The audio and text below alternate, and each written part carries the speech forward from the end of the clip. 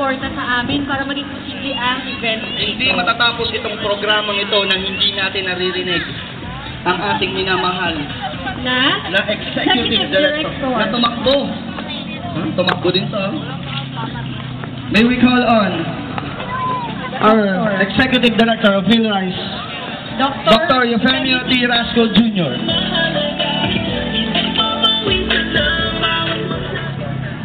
Ulitin ko lang ang pasalamat sa ating mga sponsors at lalong-lalo na doon sa mga sumali ngayong fun run. Itong fun run natin dito ay simultaneous, 8 locations sa buong Pilipinas. At ito ay upang ipaalaala natin sa ating mga kababayan ang kahalagahan ng ating pangunahing pagkain, ang bigas. Bago tayo maghiwa-hiwalay, gusto kong ipaalaala sa inyo ang tatlong mensahe, importanteng mensahe, na gusto nating iparating sa ating mga kababayan. Una, huwag mag-aksaya ng bigas.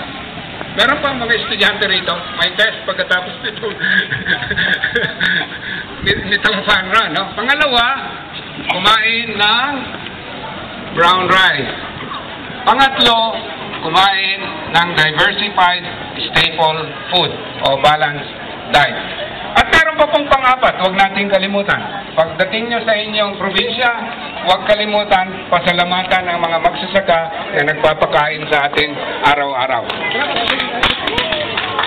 Tayo po'y napakapalad sapagkat